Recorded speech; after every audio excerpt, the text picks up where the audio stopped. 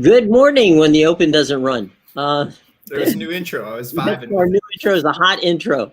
Good Friday. It's Jim Williams. It is Sean Miller. And in the bottom square, it is, of course, Amadeus. Guys, good to see you on a Friday. It's according to all weather reports, the world ends tomorrow. So, it'll be nice to at least get a few more hours in. But seriously, we hope that everyone stays safe. It stays very warm tomorrow because on the east and for most of the country, it's going to be quite a very cold day before Christmas and a cold weekend. So be careful out there. If you don't have to go, stay in and watch stuff with us.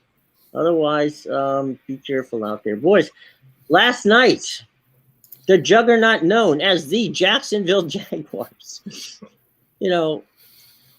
decided to beat the Jets at MetLife, and about halfway through the third quarter, I wasn't sure if the Jets fans were going to turn on their home team and literally, storm the field and change quarterbacks and change coaches right in the middle of the game. It was pretty amazing. Yeah, the Jets are. Zach Wilson were a waste of a second pick. Look, the Jaguars are probably going to make the playoffs at this point. I don't think anybody wants to play them in the playoffs. I think they're a dangerous team. If they win the division, someone's going to have to go there. Mm-hmm. It's going to be, they could end the season here. Looking at this, 9-8. They're 7-8 now. They could end at 8-9. They could end at 9. They're going to play at Houston. You got to expect them to win that, and then Tennessee at home. I think at this point now, you probably expect them to win that, and they're going to probably play. Well, Tannehill's out, so depending upon how long he's out, they're going to play. Whoever finishes fifth there, the Ravens or the Chargers. Look, if they plan to play in the Ravens, I would probably think they could win that game. All of a sudden, the Jaguars, once again, it just shows how bad Urban Meyer was. Just an absolute disaster of an appointment. But nothing gives me more joy than seeing Urban Meyer fail. And the Jets, they started out with such promise, and they're absolute disaster now because, when you're like the middle of the pack here, you don't get a good pick, so you're not getting a good quarterback. So, well, I was listening to our buddy Ian Eagle last night on the radio call, and Ian was saying, well, it seems like everybody wants Joe Flacco to come in. I'm going, wait a minute. You're having trouble protecting Zach Wilson, and you're making a decision to go ahead and put in Joe Flacco? Why don't you just call me? It's like, good God. Crazy. Yeah. So Billy McDonald, what are you talking, dude? It's a great game. Hit score. It's solid score. Holland as well. Yeah, look, Bill. Yesterday I think everything kind of went perfectly for if you kind of watched. Salah scored. Holland scored. Nunez looks like a donkey again. He's atrocious, and City won the game. So that's interesting. And then here's the. Let me pull up the Carabao Cup. I think maybe they have odds on that already. Let's take a look. EFL Cup. No offense found, of course. Here's the Carabao Cup draw. So you have, I'll present the screen here real quickly. You got Manchester United against Charlton at home. All right, good draw for us. We've become the new Manchester City. We got new owners from Dubai. We're getting all the League One teams in the Pony FC. Manchester City's getting the Premier League teams. Manchester City's got to go to Southampton. Interesting draw for them. That team is young. I'd be interested. That'll be one of the pretty good games. Newcastle against Leicester. Tough draw for Foxy's team there. Let's go. And then the Nottingham Forest Wolves game. which should be pretty interesting. Two teams in the bottom, the two teams in 19th and 20th, but one of them will be in the semifinal. And then the semis are 2 legs now still. So I'm expecting United to beat Charlton and then play, Nottingham Forest or Wolves, while City will play Newcastle in the other semifinal. As we get our mojo back here. So pretty interesting. But yeah, Bill, I think good day for you and basically anybody else that took those games. I think I know Foxy, Amadeus, you had a couple of those plays too. I think, right? Yeah, I said, Man City, you weren't going to get them at a better line than that, and with the lineup Liverpool was going to play, City got the win. It was good there. Heck, we even cashed the Chelsea women's team if you decided to take that. I said it was a mismatch against PSG, minus 110 for them. They won 3-0 at home. Telling you, these women's teams that I'm starting to see the board clearly with them. Wolfsburg. Yeah, 8-2 Wolfsburg if you took them, minus 5.5. Real Madrid 5-1. Yeah, look. I said take the total. It always over if it's a mismatch like that, even if the total's 5. There's not 10 goals in that game. Yep, that's right. Wow. It was and what's going on this weekend, boys? Any from the soccer side? Man, there's not much on Saturday. Get me to Monday. You got Turkish Super League play. The Scottish Premiership is playing. There's some Belgium today, I think. Yeah, yep. Sunday Turkey plays. So if you want to watch, they'll be on TV. I mean, the Turkish League games are on BN Sports. So most of the teams in Ethiopia play, and Iran, and kind of countries that don't have Christmas as a big part of their day.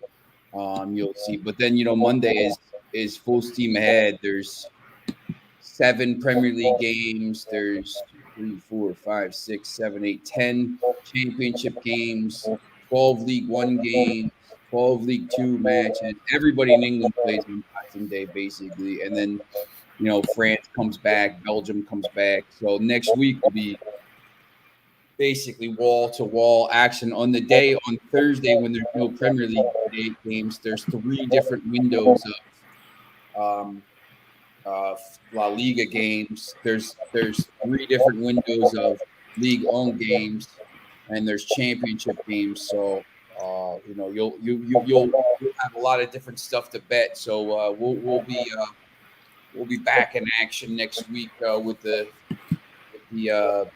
betting show here. Amadeus and I will be back picking games for you, so make sure you tune into those next week. Got some bowl games tonight, guys. The first one is this afternoon. It's Louisiana, and the Raging Cajuns are taking on the folks from Houston in what should be an interesting game. That, for those of you who are interested, is the Independence Bowl, 3 p.m. on ESPN. 6-6 Raging Cajuns, 7-5 Houston. Houston's a team that this year was supposed to be better than 7-5. Unfortunately, they didn't read the memo and ended up at 7-5. So you got a 6-6 Raging Cajuns and a 7-5 Houston Cougars. Any thoughts on this one, boys? Yeah, what do you think, Amadeus? Yeah, I see a lot of people on Houston -7 today, but as you said, Houston was supposed to be a lot better this year, and they weren't. And for me, it's no excuses with them. You had a 5th-year quarterback. Mm-hmm. You should have been a lot better than the way you played. I think the last Houston game I watched was when they played Tulane and absolutely just blew that game. It was an atrocity to watch. I stopped watching Houston after that. I said, this team is going to be garbage. And look at that. Tulane went on to win the championship, I believe so. Yeah, they won the AAC. As a matter of fact, I'll tell you what, they're playing against SC, and because he was injured in the championship game, but he played. If Caleb Williams can't play in that SEC game, and SEC doesn't have USC doesn't have a defense. That Tulane team might give them some fits. So that's the Cotton Bowl coming up. Yeah, I'd keep a lookout for that. Houston, unimpressive, but then 6-6 Louisville. That's I'm sorry, Louisiana. That's kind of a troublesome situation as well. Houston, they're going, okay, wait a minute. These guys couldn't win 6 games in Conference USA. All right, fine. It's tough, but we move on to a cold Tampa Stadium, better known as Raymond James Stadium. And again, here we are with 2 teams that, the Demon Deacons from Wake Forest taking on the Missouri Tigers. Wake Forest is favored in this game. And, Wake Forest was a preseason pick by many to be a challenger in the ACC. And they just didn't work out. Missouri's offense was very good. The problem is the defense was optional. So Wake Forest and Missouri. Thoughts, boys, on this one?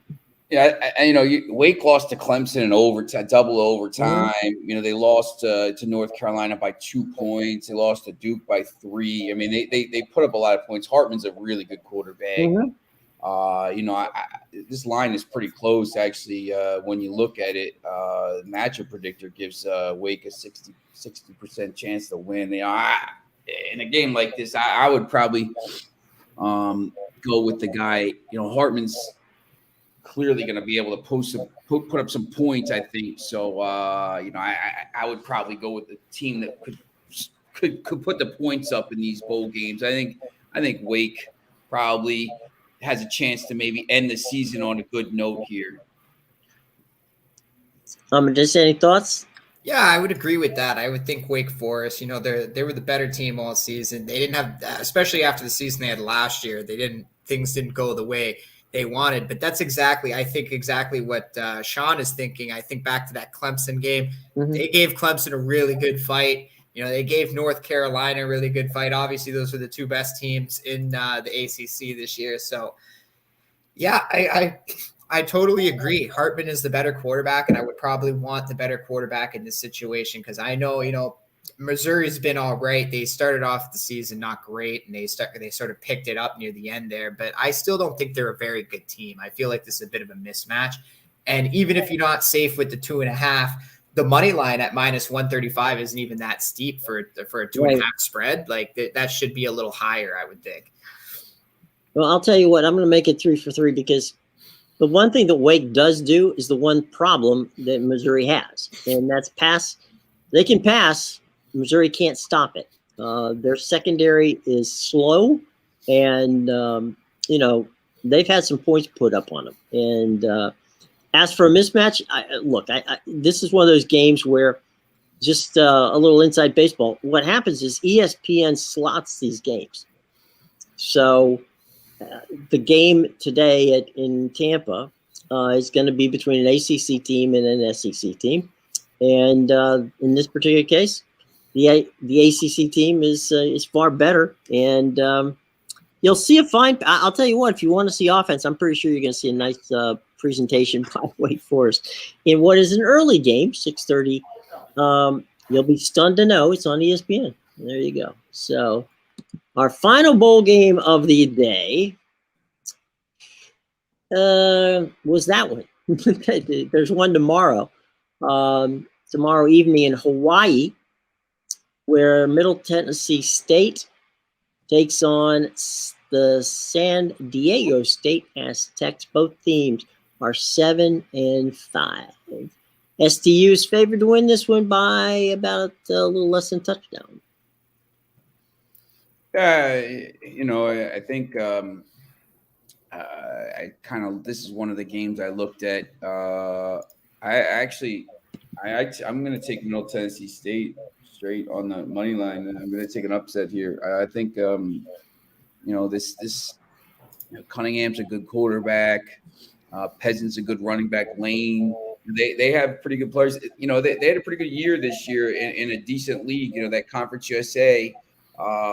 People kind of don't want to say look down on it, but UTSA, North Texas, Western Kentucky. I mean, pretty good teams in there. So a little bit underrated. I think Middle Tennessee State wins the game outright.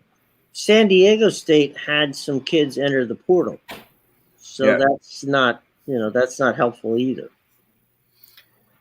Amadeus, you're up. Yeah, I definitely agree with Sean on Middle Tennessee. I don't know if I would take the money line, but I love that +7 because Middle Tennessee, they were great in non-conference games. They had a great start to the season.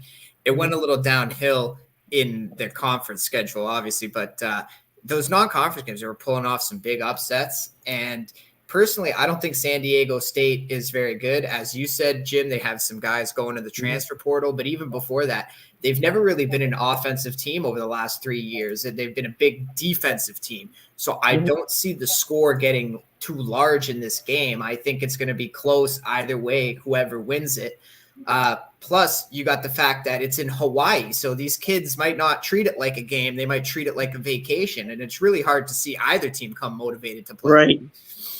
They all come out with Hawaiian shirts on eating fish tacos. It's the food, right? Like they overindulge themselves whenever they go to Hawaii. That's why Hawaii is always such a great play whenever they're at home. But I got to take the 7 points here because I agree with Sean that I think Middle Tennessee could win the game outright. But even if San Diego State win, I see this being like a 17-13 game or something. Yeah, I would even look at the under too.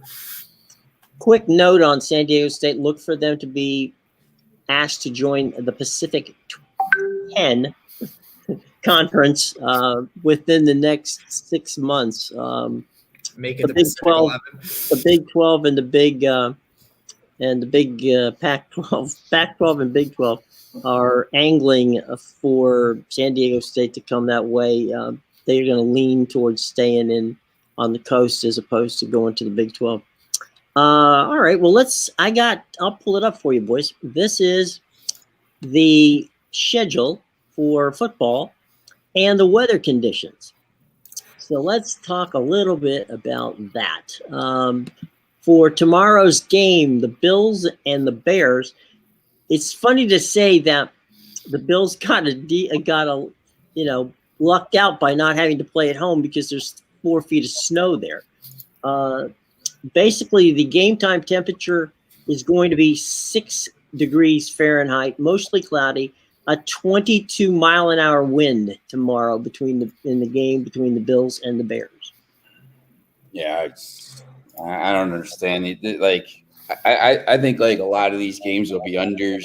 I mean, the unders are like ridiculously low for some of these games. Just real quickly tomorrow, the Ravens unders 35, the Texans Titans unders 35.5, the Browns Saints under is 32. That's absolutely ridiculous, and it's probably going to go under. The 49ers, they're not even in the thing, 37.5. Steelers 38.5 at home. I mean, these unders are absolutely brutal. And you know what? They're probably going to be unders because you can't. Minus 20 wind chill. You throwing the ball? These guys can't feel their hands. I don't know what they're going to do here. Well, Chicago, if Soldier Field is on the lake, as is the stadium in Cleveland. So, whenever they say it's 6 degrees Fahrenheit, which it'll be a balmy 9 degrees in Cleveland. Break out those Hawaiian shirts. You've got exactly what you're talking about. It's not really 6 at that point. It's not really 9 at that point. You're literally on the coldest part of the city with the wind. Yeah, it's minus 20. I mean, it's I got this. So we have this. I can't even think of the name of it. We got this place here right on right off the highway, and it's got like all these lights. They put all these Christmas lights up. It's like a farm most of the time. Mm-hmm. They put these like Christmas lights up, and they have fire pits outside. And my buddy's like, "Hey, we're gonna have the fire pit tonight. Yeah, you should come." Okay, it's gonna be minus 20 wind chill. All right, I'm good. No, man, no. Hey, how's it going, man? Thanks for joining. The question, I don't know what see if you need a game here today or something. You know what we're talking about, but I guess you're probably joining here from Twitch. So thanks for watching. We got some Twitch watchers. You know, we do. Cool. You know, I like the Twitch. I got to figure out how to get. I need 3 people watching at the same time, though. 3. So please tell somebody else to watch. I'll call family members. So, all right. Well, that leads us into Saints and Browns. That game, 1:00 kick on CBS tomorrow. As we said before, the wind temperature is going to be windy and overcast. The game time temperature estimated at 9 degrees. That's the lowest total I've ever. Like, I don't know if I've ever seen a 32 in an NFL game. No, I mean, these lines are 50s most of the time. And the crazy thing is, like, if I would bet it, I'd take the under. Like, that game has like 7-6 or 13-3 written all over it.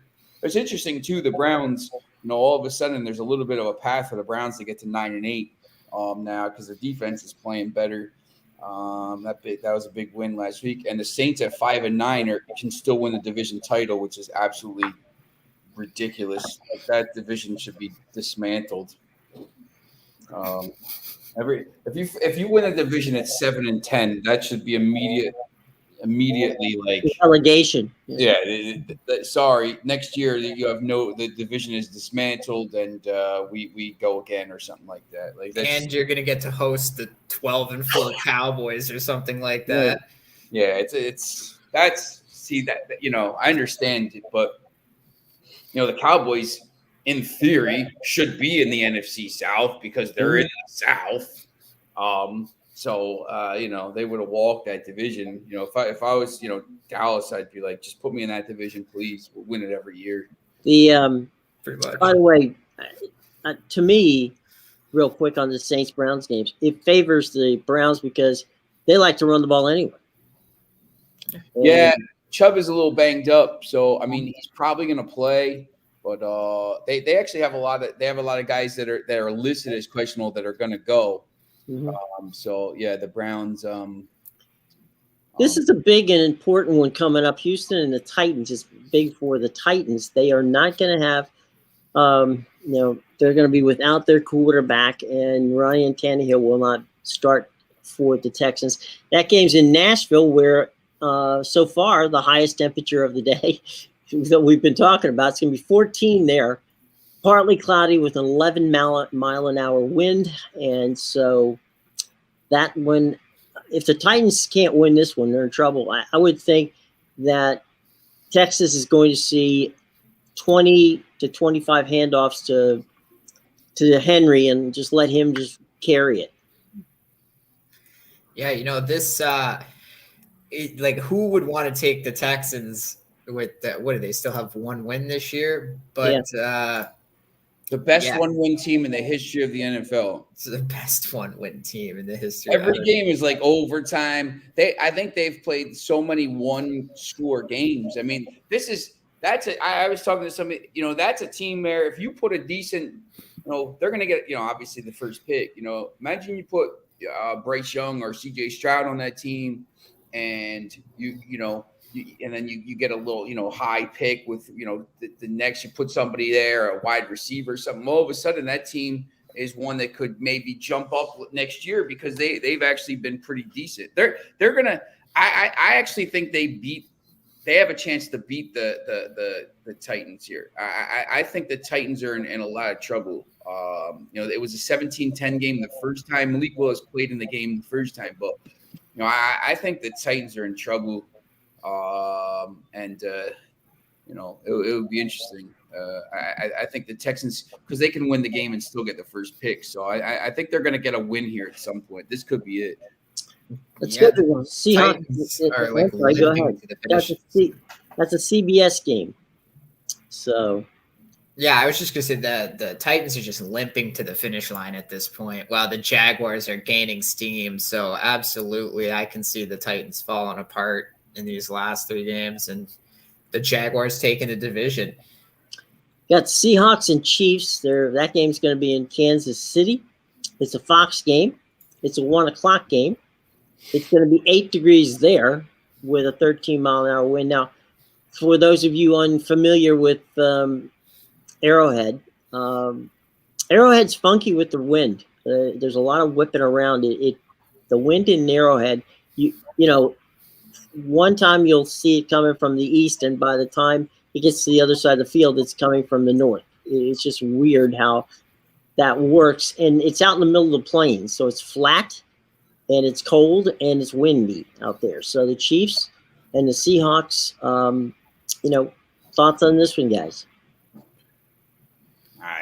Chiefs haven't been covering a lot. They do this a lot, but I think Seattle's another team where they're just kind of winding down here. I know Seattle has to win it, but they're just, I think they're regressing back to the mean here a little bit. The Chiefs have to keep winning because they need to win out to win the to get the it's interesting because they're the Bills play the Bengals on the last day, and the Bengals already beat the Chiefs, and the Bills already beat the Chiefs. The Bengals, if they get top seed, if the Chiefs lose somewhere and the Bengals get top seed by winning out, that'd be interesting. I think this Bengals team is really good. So, I think the Chiefs have to kind of stay focused here and win this game. I don't think they let down and lose to Seattle. Mahomes is the favorite now for the MVP now that Hurts is out. So, I think they'll probably end the year with 3 wins. I forget who they play after that. Let me pull that up. They play Denver, who stinks, and Vegas, who probably won't need that game. And the Chiefs are going to need that game. So Vegas could need it, but it's probably not. So the Chiefs will probably win out here. If the Bills lose, they'll get home field, and if they have home field, they have a chance to get to the Super Bowl. Amadeus, your thoughts on the Chiefs? Yeah, the biggest spread on the board this weekend. I'll probably stay away from it. I agree the Chiefs should win. The Seattle, yeah, they're starting to regress. They don't have much of a run game anymore, which is a big issue. But I don't know if I trust the Seattle's going to be desperate in this game. I don't know if I trust the Chiefs to win by 10 points. That just seems like a lot to me. I'll probably just stay off this one. I don't think they cover the spread. Like they they're bad. They're terrible at covering the spread. Really bad at the spread over that. They win a ton of games all the time, but they're not good against the spread. They're just always in close games. Mahomes is always saving them and stuff like this. But and even when they're ahead by a lot, like they take their foot off the gas, and then you start to see like that backdoor cover come in. The other team comes back a bit, and then they're like, "Oh, maybe we need to go put up another touchdown or just kill the clock." Yep. Well, this is kind of traditionally what happens to Andy Reid teams. Andy Reid teams win, but they don't blow anybody out, and I don't expect they're going to blow out the Seahawks despite the inclement weather that they're going to be facing. The next game on the board, boys, is a dome game, and that's the Giants and the Vikings, and that's it's on Fox. It's a 1:00 game. Both teams need this game. Yeah, I think the Giants last week winning that game probably solidified their playoffs. I mean, I think they're going to get in at this point. The Vikings, that was the craziest game I've ever seen. I told this story. I had Justin Jefferson touchdown, Justin Jefferson over 100 yards, Cousins over 255 in the Vikings. So, at halftime, I'm not winning that bet. And I came home from somewhere and put the TV on, and I'm like, they were driving. It was 36-28, and I'm like, man, they're driving to score, and I'm like, man, they're gonna win this game. And I ended up watching the rest of it, and it was like, it was like a throwaway parlay I did. It was one of these things they have on these sites where it's like, oh, we'll give, hey, bet this is what 100 other people are betting. And I'm just, yeah, it looks, I don't know, it looks good. And I ended up winning like $200 on it. And I'm like, man, this is the best $200 I've ever won. I will never win a better $200 than this. Like it was out of control. The only other thing, like if France would have ended up winning the World Cup, I'd probably, down 2-0. I probably would have been like, something like that. But like, it was just crazy. The game was over. That kind of win, I think, Vikings are 10-0 in close games. They're like, I don't know how they're doing it, smoke and mirrors, but they're really good. I probably would put it at -3 and take the Vikings. They'll probably go over. They score a lot of points. It's going to be brutal cold outside, but it'll be inside. So they're a fun team to watch. I don't think they have any chance of winning the Super Bowl or getting there. The 49ers will beat them in that. They might lose in that. They might lose to one of the teams. They could play the Giants in the playoffs. This could be the 3-6 matchup. So, they could lose to the Giants in that game. So, but man, they're fun to watch. Justin Jefferson's crazy. He's so good. He's going to break the record. When you look at these stats he's putting up here, he's got 1,623 yards receiving. So 111 receptions, only had 7 touchdowns. But, with 3 games left, there's a possibility he gets 2,000 yards receiving, which would be insane. Obviously break the record in an extra game, but I'd like to see him do it. I'd like to see him break the record in 16 games, and then everybody could say, well, 17 games. But if he does it in 16 games, then it doesn't really matter. They can't argue about it. Yeah. If he has, he's going to have he's going to have 2,000 yards receiving, which is absolutely crazy. The Bengals and the Patriots are up next. That's a CBS game. It's going to be at Foxborough, 18 degrees, 13-mile-an-hour wind, and Sean, you're on the Bengals. I saw the Bengals play last week. They played a Buccaneers team that was pretty anemic. They scored 34 points and only did it in 210 yards because they played almost the second half on the other side of their, on the Buccaneers half of the field. But that all being said, they won going away. So the Bengals, Patriots, the Bengals are the hot team, no question. Yeah, that was an amazing game. I was on the Bengals last week, and they were down 17-0 at halftime, and I was thinking, oh, great. The Bucs, of course, they showed up at home today. But then, they came out in the second half, and it was like fumble, 6-yard kick return, interception, fumble, and the Bucs had no chance. That lead was gone, and the Bengals scored 34 and answered on them. This team, man, everybody counted them out at the beginning of the season, said they weren't going to be as good, but it looks like they're copying the script from last year. They started the same way, mediocre, and then they got hot near the end of the season at the right time, and they ended up going to the Super Bowl. And that's exactly what's happened here. They've won, 6-7 straight games now or something like that? They won 7 straight. Yeah, so Joe Burrow is playing great. They're getting healthier. They got Mixon and Chase back in the lineup, which they were dealing with some injuries. And, this Patriots team, I don't like them. Mac Jones is not a good quarterback. I think the offense is a lot better with Bailey Zappi. And I'm so happy Mac Jones got stiff-armed by my ex-Cardinal Chandler Jones, because I think that play, that screenshot of him with the hand in his face sums up Mac Jones as a quarterback perfectly. He also, the Matt Patricia's back there. There's calling the offense. Oh, they're killing him apparently. Like they said, Mac Jones wants to kill him all the time. Like the play calls have been terrible. And the opposite, Joe Burrow, they started 0-2, and then they gave him, they said, look, you make the play call. Since then they're 10-2. They've only they lost on October 9th to Baltimore by 2 points. And they get blown out by Cleveland. Happens every once in a while. But basically, since October 10th, they're 8-1. And Burrow really, I mean, he's put himself in the MVP race. And look, I'm telling you, this team is this. I don't know if they'll go to the Super Bowl or win the Super Bowl, but they're definitely a contender. They could go on the road and win.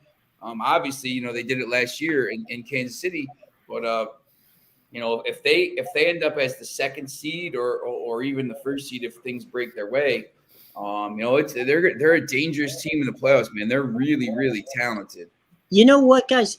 A lot of people forgot this because he came back. He got, Burrows won the Comeback Player of the Year award after, ripping his knee up, right? But in the past few games, what people have forgot is Joe Burrows can run.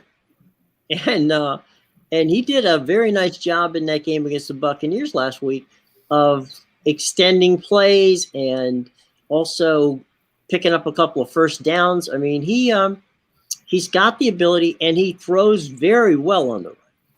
So it just makes him more lethal. And I agree with you, Sean. This is a team that, it's peaking at the right time. If you want to peak, this is the time to do it. Yeah. Hey, Korma, do you see the Packers making the playoffs? I think it's probably tough at this point because right now the Packers are 6-8. So if they win out, they go 9-8. The Giants are 8-5-1. So if the Giants win one game, they'd be 9-7-1. So they would obviously be ahead of the Packers. So the Giants would be in. The Commanders are 7-6-1, so that tie could be big. Seattle 7-7, Detroit 7-7 with the tiebreaker over the Packers, and they obviously play the Packers. To me, the Packers have to, they have to beat Miami, obviously, which is going to be tough in Miami. Then they have Minnesota, then they have Detroit. Minnesota needs the game. They got to win the game. Detroit obviously needs the game, and it's in Detroit. To me, if you're backing a team, I don't know if you're a Packers fan or what, or just someone betting.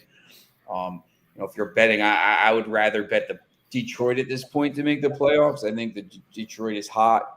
I think when you look at the Lions here. Winners of 6 of 7 at Carolina, Chicago, and Green Bay. If they beat Carolina this weekend and Chicago and get to 9-7, I think Detroit, I think they 100% make the playoffs. And once again, I think they're a danger. I don't think you want to play Detroit in the playoffs. They're going to get in, they're going to sneak in, and they're going to play one of these, either the Vikings or San Fran, and I don't know. I mean, I don't think you want to play them, but to me, I think it's probably more likely the Lions make it from the division. But stranger things have happened. The Packers, I think, threw this season away, early with some of these. They lost that Giants loss was pretty bad. The Jets lost. The Washington lost by 2 points. The 15-9 loss to the Lions. They've been in these games and they just kind of didn't win them. If they flip one of those games, if they beat Washington, they're 7-7 now. They're ahead of Washington, obviously, and then they have a chance. But I think now there's too many teams they have to pass. Well, too many good, too many things have to break their way. Yeah, look, I mean, I've seen it happen. There's been some. What happened last year? Yeah, yep. Everything had to break perfectly for Vegas to make the playoffs, and it was they could have just kneeled down and then both teams would have been everything broke their way. I mean, it does happen. Well, that's what happened for the Steelers last year. The Steelers sat there thinking they didn't make it, and oh, by the way, Jacksonville beats Indianapolis, and goodbye. Yeah, no, I mean, weird things happen. I wouldn't bet on it, but yeah. The Packers have to right now, Korma, the Packers, the first thing they have to do is they got to win this weekend. If you don't beat Miami, it doesn't matter. You're out. So you got to win. So if you win this weekend, you're still alive. So when these teams are, outside the playoffs looking in, you can't look down there. You can't think about all that stuff. They just got to. We have to win. I got to win this week. If you win this week, you're still alive, and then stuff happens. And then you win the next week, you're still alive. Stuff happens, and then maybe you have a chance. But you have to take care of business this weekend and not really worry about the other teams are doing, because you can't anyway. I mean, they're going to do what they do. So you can only take care of what you can do. That's, not for nothing. That's a, pretty good life lesson as well. Like, I don't care what other people are doing. Just do what you have to do. And then, stuff will fall your way. Control your own destiny. Yeah. You got, you can't worry about other people. You see that sometimes and you hear it like, oh yeah, no, I'm so worried about like this other stuff. You can't worry about that. You can't scoreboard watch. It's not a very healthy game. You have no control. You can't, you're almost better off not knowing what it is. You got to win your games. And then when you take care of your business, then you scoreboard watch and see what's going on. We got a survivor game at the Russell Street Coliseum, better known as M&T Bank Stadium in Charm City, Baltimore. The Ravens host the Falcons. That is a Fox game, 1:00. Temperature will be a possible around 14, although I have been told with a wicked wind chill, game time temperature, the air temperature will be with the wind chill approximately 2 or 3 below zero. So there's a lot of wind in this game, and another game without Lamar Jackson for the Ravens. So it's Ravens-Falcons. I think the Ravens just got to get in the playoffs and they don't need. They're probably not gonna win the division at this point. They just got to, maybe once again change things up. If Lamar Jackson is healthy, that has to be the priority, because if he's healthy in the playoffs, I don't think you got a chance. At least you got a chance. It doesn't really matter who you play. But if he's not healthy, you have no chance. So, you can't just throw him out there half healthy. You got to just make sure he's 100% or as close to 100% by the time January 16th comes. And then at least maybe you have a chance. But, just if you could somehow if Huntley can get this job done, like the Falcons aren't any good. But they're still, once again in the playoffs race.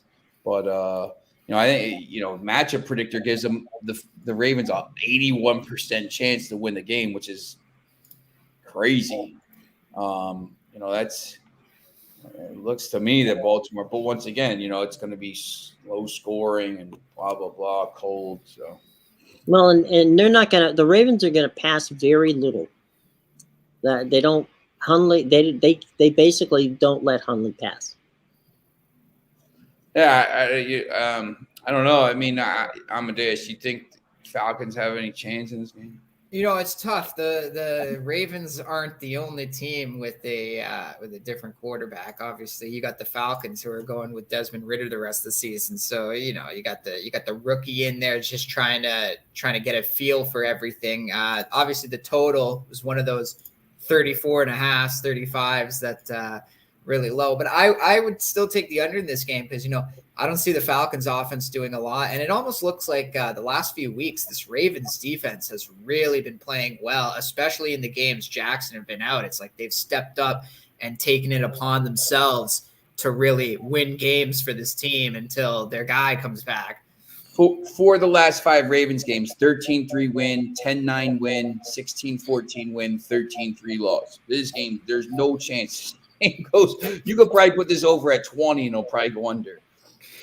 Yeah, so like I said, I think you're going to get a good effort from the Ravens defense because, what are they at, 9 wins right now? Pretty much one more seals a wild card spot for them. The thing is, too, for them, look, if they beat Atlanta and they beat Pittsburgh, they got Cincinnati the last week. So, that's head-to-head, they win that. They've already beaten Cincinnati once. So, if they go into that game with the same record or a game back of Cincinnati, they win the division if they win the last game. So, if they win out, they win the division. So, I think they just got to get through this week, get through next week against Pittsburgh, which isn't going to be easy because obviously they just played. and it was 16-14 game. But if they can win those 2 games against these 2 teams, all of a sudden now you're in. You're going to be on the Sunday night game on the final night of the season, and you're going to be in prime time with a chance to win the division, and Lamar Jackson might be back for that game. And it's in Baltimore.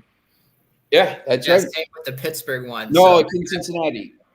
Oh, is it in Cincinnati? Yeah, it's at Cincinnati. Well, the Pittsburgh one, because they won that 16 at home. Yeah, yep. And that was in Pittsburgh, I believe. Yeah, so yeah, they're going to play home. They're going to play home the next 2 weeks. So so they have a good chance of getting to that 11 win mark, and even if they don't win the division, they could lose to Cincinnati and still get in the wild card spot. Yeah, they're going to get in, and once again, they're going to be a dangerous team in the playoffs if Jackson's healthy. If he's not, they won't do anything.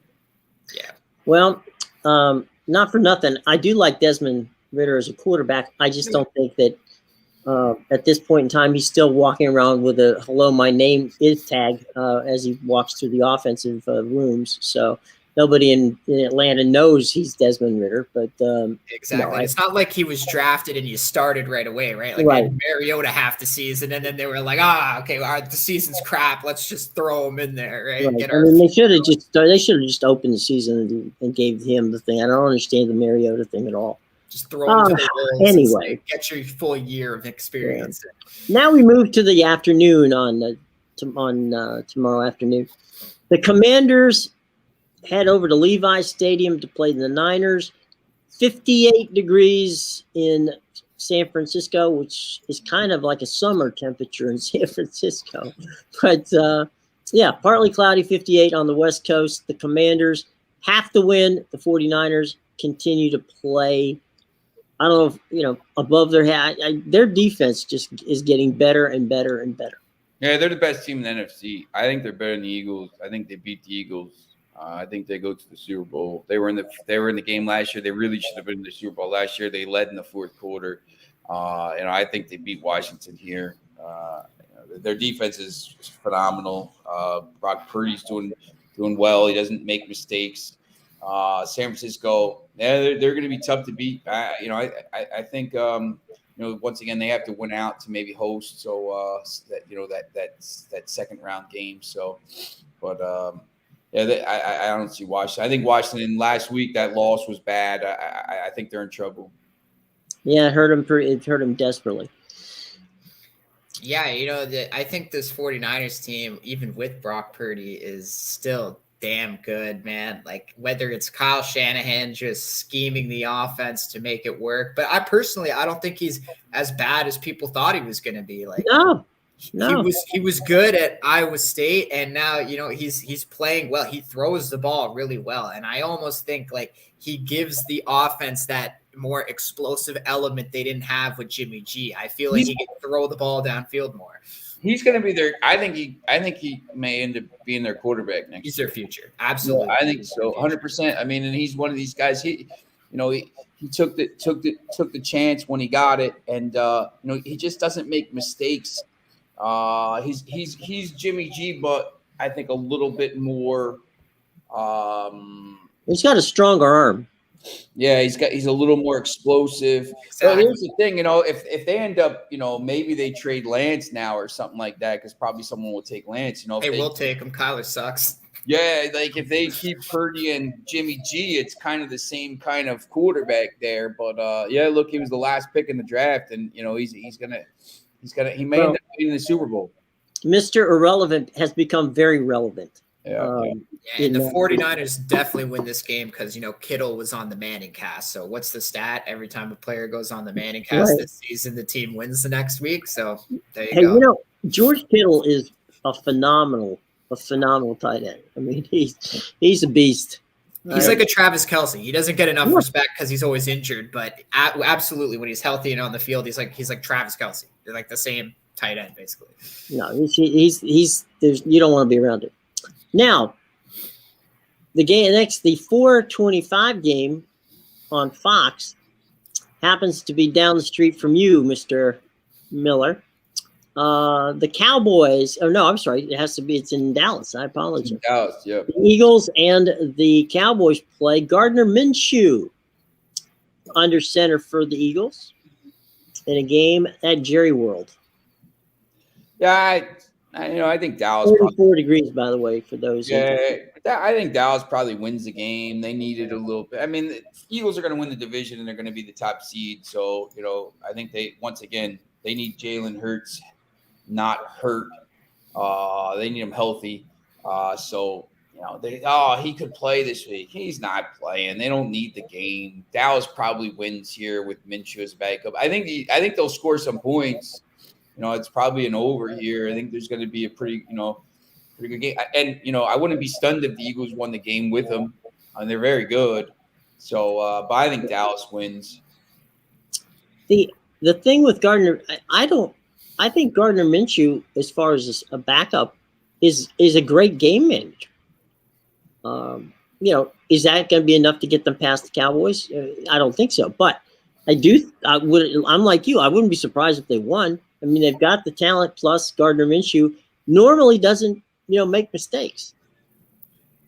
Yeah, I'm gonna be the rare disagreement here. I no offense to Jalen Hurts, I think he's a great quarterback and he plays every game with a chip on his shoulder.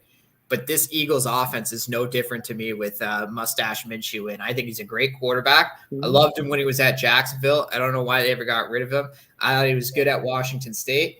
This Mustache Minshew, I'm telling you, he's going to come in and he's going to make every second of his chance count while he's on the field, because even though he knows Jalen Hurts is the future of the Eagles, he's going to take this as an opportunity to show somebody else, like maybe my Cardinals, I can be a starter in this league. So I like Mustache Minshew, and I think they can even upset the Cowboys easily with him as the quarterback. The one thing, I talked to Bill Cowher at one point about Gardner Minshew, and he said the one thing that I can tell you about Gardner Minshew is that he may not be able to win you a game personally, but he's not going to lose you a game. And from Cowher, that's kind of high praise. You don't get a lot of, he's a defensive guy. He doesn't talk offense often, but look, that just proves the fact that Minshew, as we said before, all three of us have said, Minshew's not a bad guy. And with that Eagles offense, I mean, he's driving the Ferrari, and we'll see if they can take it on the road. And the Cowboys have had a history of choking and spitting up these types of games. We'll have to see what happens there. Well, look at you just got to look at Trevor Lawrence, right? Like, he's not winning the game with his arm every week. Right. He's throwing. There was a game where he threw under 200 yards, but he's only thrown one interception in the last 7 weeks now. So. Well, there was a situation last night in that game where he was being chased by seemingly the entire city and got rid of the ball and knew better than to throw it onto the field. He threw it, just off the sideline just so it can be, so even his guy couldn't have caught it if he even had a chance. But he was making wise mistakes and not taking a sack. Half the guys would have taken sacks there. He was capable enough to get away and throw it. So, yeah, nothing bad with that. But the bittersweet game in Pittsburgh, where it will be 13 degrees, and I don't believe that for a minute. It's going to be colder than that. It's the Raiders-Steelers Immaculate Reception game, 50 years from that. And unfortunately, Franco Harris passed away this weekend. So we'll see what we're doing. But that's really going to be an interesting situation with what's going on. Yeah, you'll probably see the Steelers come out with a lot of heart here, I would think.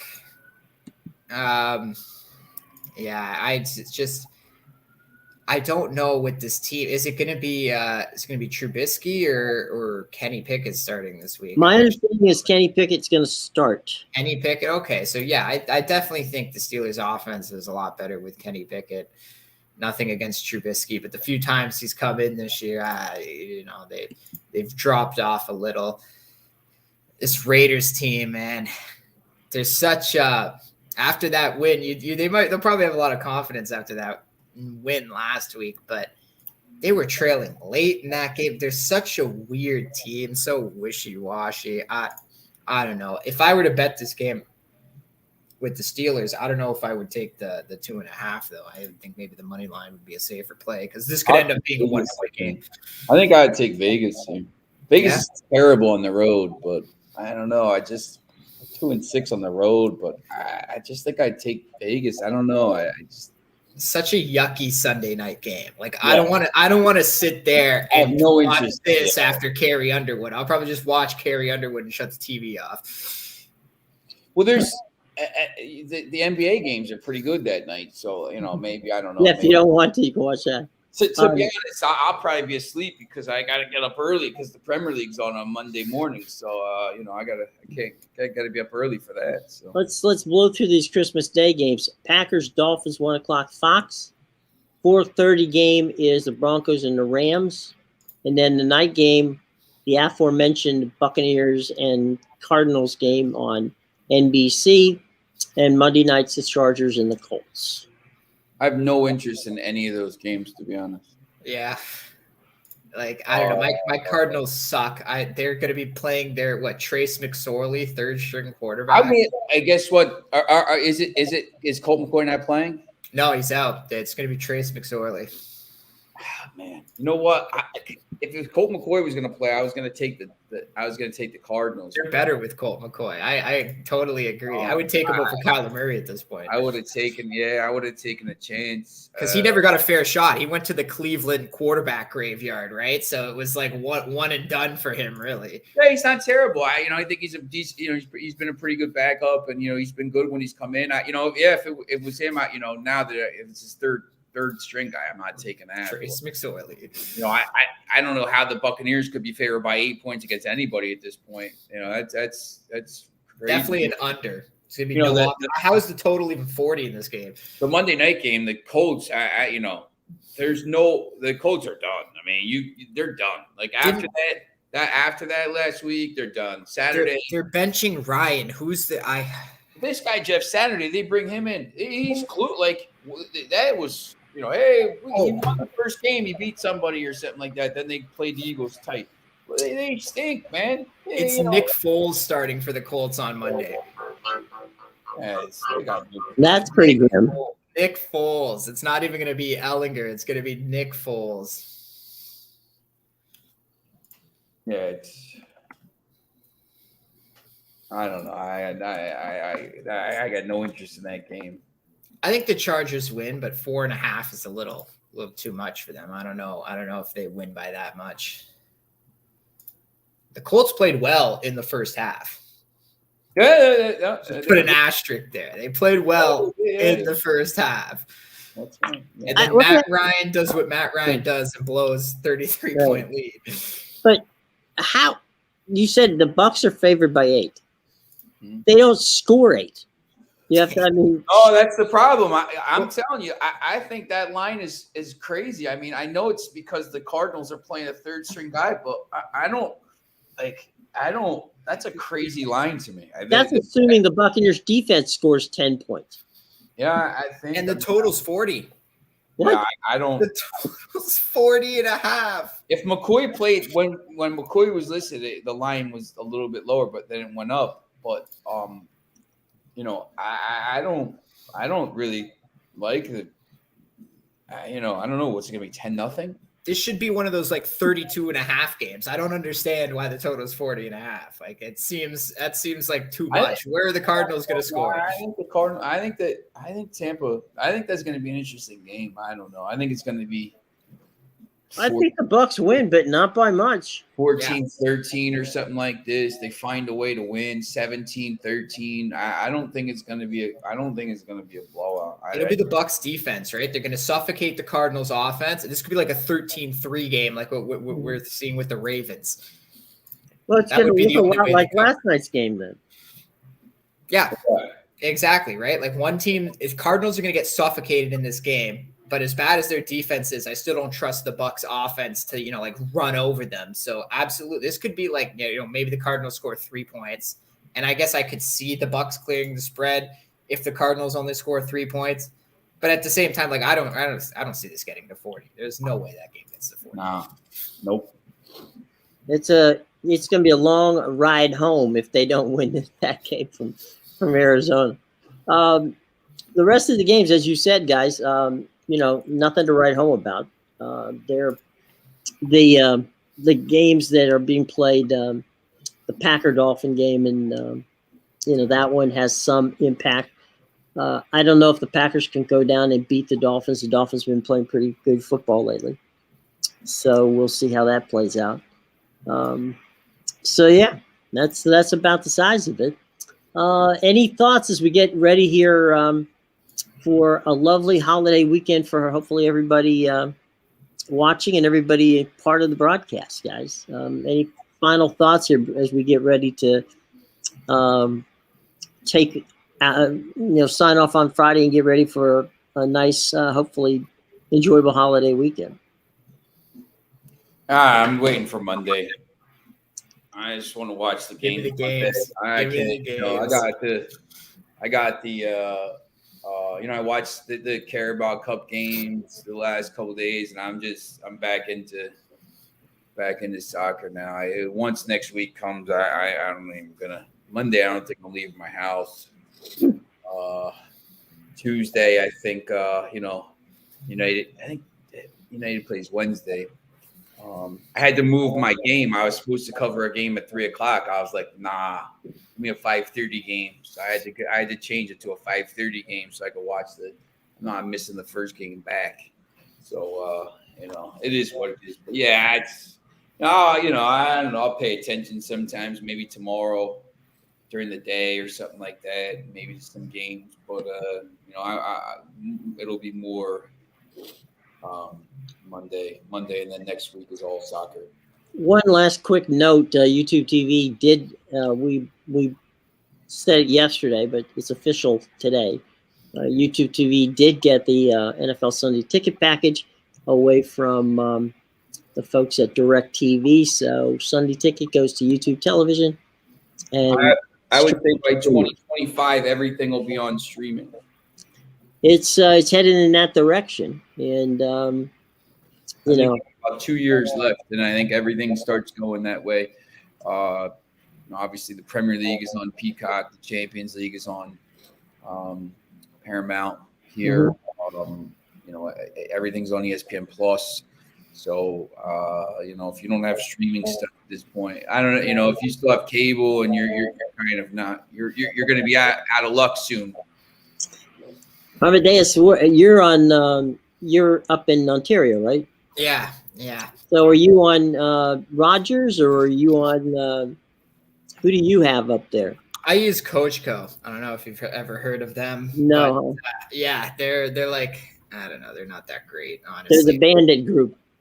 Oh, well, they're not the band. They're pretty big. They're actually, they're like basically Bell, Rogers. Oh, okay. That's Bell's. Coachco Okay. All right. Get it. Yeah. Are like the three big competitors here. But like I'm going to keep my cable package because I don't need Amazon Prime to watch Thursday Night Football. Like I said, TSN monopolizes everything up here. So you could definitely find whatever on TV somewhere. So we'll see. I don't know. Canada's a little weird with the media. So we'll see where it goes. Because I have Paramount Plus and it doesn't let me watch Champions League games. I have to get a VPN.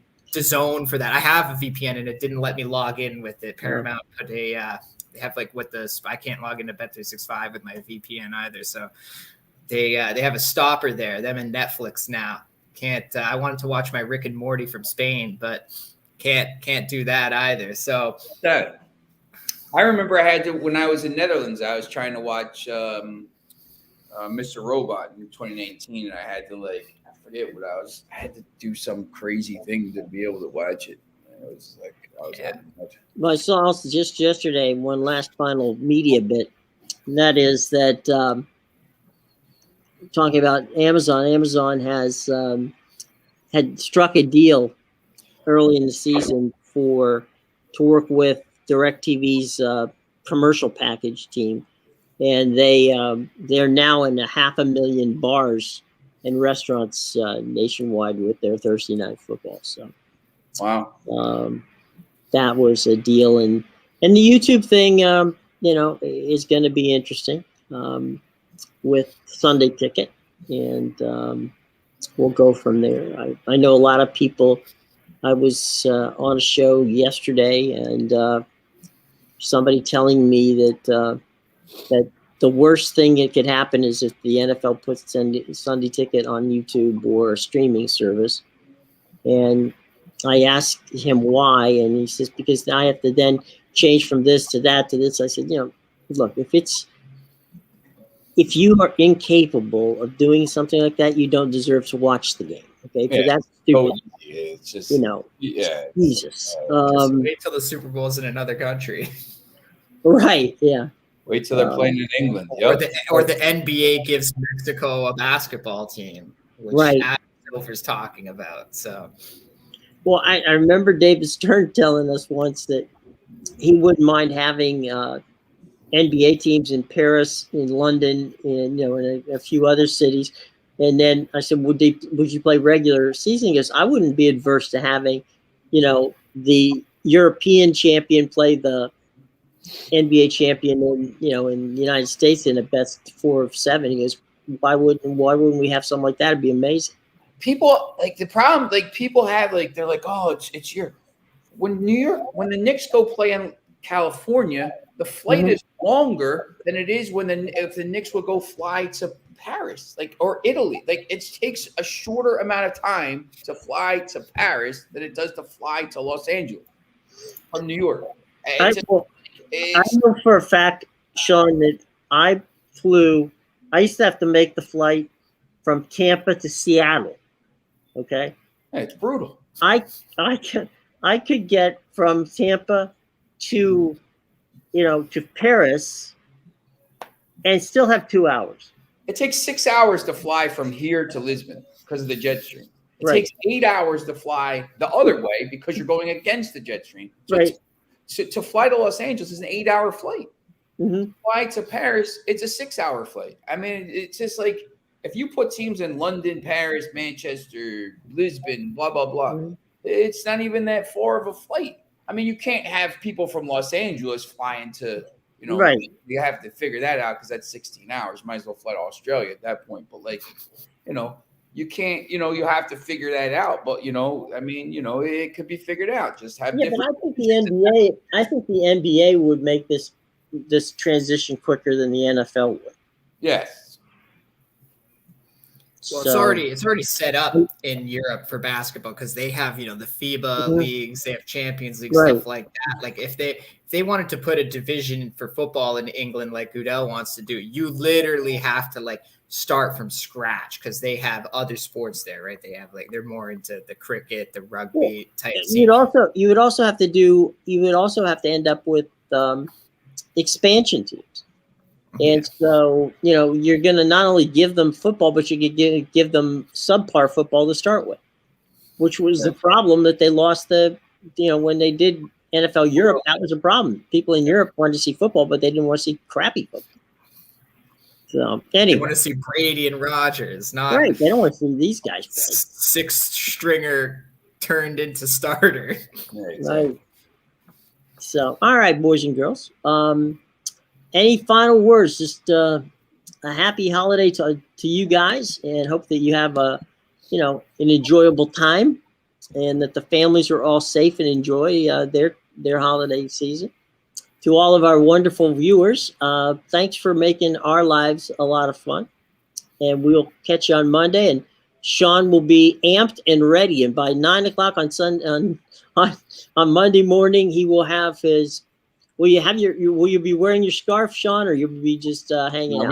We don't play till Tuesday. So you don't play till Tuesday? Okay. Yeah. So you'll just be you'll get your you'll have your coffee and your food and everything ready for the entire days of worth of soccer. That's right. All right, cool. Well, we'll get plenty of chance to talk about what's going to happen on the next 2 days, on Boxing Day and the day after. So very cool. Guys, have a great and a safe holiday, and we will see you on Monday. Don't go anywhere, boys and girls. We'll see you on Monday.